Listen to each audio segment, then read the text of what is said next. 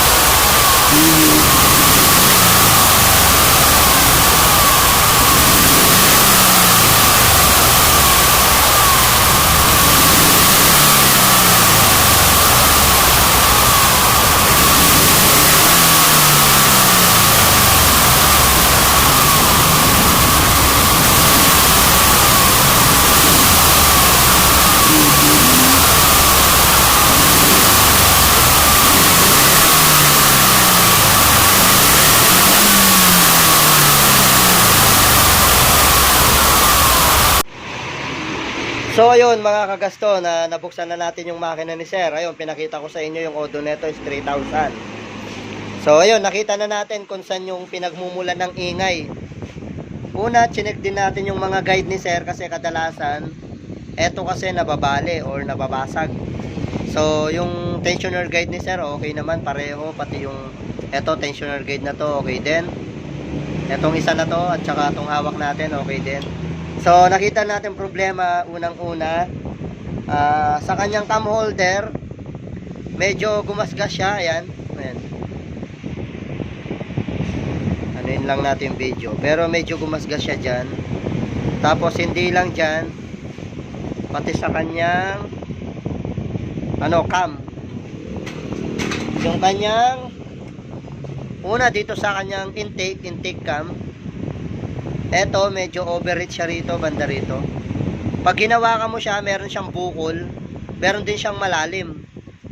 Di ganong kita sa video kasi phone lang yung pang video natin. Pawak ako, sir. Pawak natin sa may-ari yung cellphone. Ngayon ko kung nakikita nyo. Pero pag ginawakan mo siya rito, ayan. Ayan, makikita nyo naman sa video, ayan, overreach siya, gas-gas. Tapos pag ginawakan mo siya, malalim yung dito, tapos yung sa gitna nakaumbok. Ayan. So yung mga basher ko dyan, sasabihin nyo na naman, gumawa ako ng pera. Hindi ko pinabibili ng pyesa yung mga customer. Basta kaya pang remedyohan, nire-remedyohan natin. So ito, 3,000 auto. Ayan, overreach siya dito pag ginawakan mo, malalim. Ayan, kita naman sa video. Ito yung kanyang intake cam. Ayan, makikita mo, meron din siya rito. Kaya nagkukos pala ng noise. Tapos yung kanyang exhaust, ito yung nangyari sa kanyang exhaust. Yung exhaust niya, goods pa naman pagdating dito. Pero dito lang nadali, ito. Ayan, pag ginanya mo siya, sasabit yung daliri mo. Mas grabe yung dito kasi mas malalim ito. Ayan. Pinahawak ko rin sa may-ari yan para makita niya rin. So hindi po tayo nag-iimbento, no? Nakikita po ng may-ari mismo yung mga ginagawa natin. Ayan. Ito yung mga naging sanhi ng ingay ng makina. Kung napanood nyo yung sa unang video, diba, binidyo natin bago natin siya binuksan.